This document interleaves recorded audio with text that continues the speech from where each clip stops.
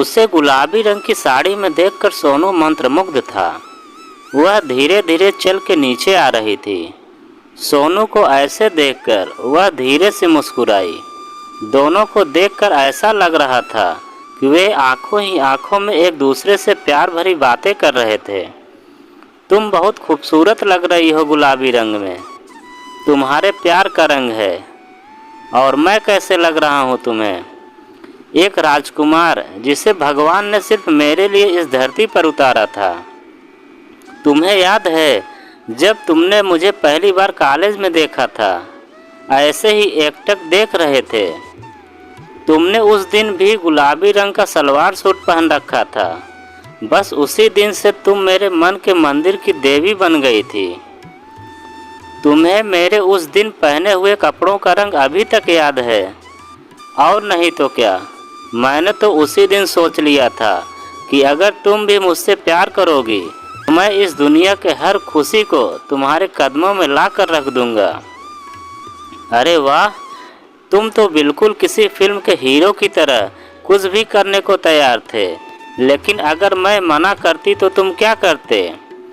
इस सवाल पर सोनू की आंखें खामोश हो गई। उसने फिर पूछा, क्या हुआ? तुम चुप क्यों हो गए? सोनू की आंखें झुकी हुई थी।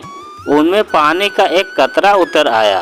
आंखें कह रही थी, मुझे माफ़ कर दो, आज तो मैं तुम्हारी आंखों में एक आंसू तक नहीं देख सकता। लेकिन उस वक्त मैं किसी फिल्म के खलनायक की तरह सिर्फ तुम्हें पाना चाहता था, वो भी किसी कीमत पर, तुम्हारी जान की कीमत पर भी। अच्छा, तो फिर इरादा कैसे बदल दिया? मैं तो मना करने वाली थी। वक्त और तुम्हारे प्यार ने बदल दिया था। याद है तुम्हें जब तुम कॉलेज में सीढ़ियों से नीचे गिर पड़ी थी और तुम्हें हॉस्पिटल ले जाया गया था? तब मेरी जान ही निकल गई थी और मैं बस यही दुआ कर रहा था कि तुम सही सलामत अपने घर पहुंच जाओ। तुम्हारी दुआ ने घर तक तो पहुंचा दिया था, लेकिन मेरे हाथ में फ्रैक्चर हो गया था, जिस वजह से मैं अपनी पढ़ाई में पिछड़ रही थी। तब तुमने मेरी कितनी मदद की, मेरे लिए नोट्स बनाया, मुझे ट्यूशन दिया, मेरी एग्ज़ाम की तैयारी में मदद किया। कितना कुछ किया था तुमने मेरे लिए। शायद अपने आप को तुम्हारे लायक बना रहा था मैं। ट्यूशन तो बहाना था, तुम्हें दिन में एक बार देखने का। इस दुनिया में कोई ना कोई तुम्हारा था और ना ही मेरा था।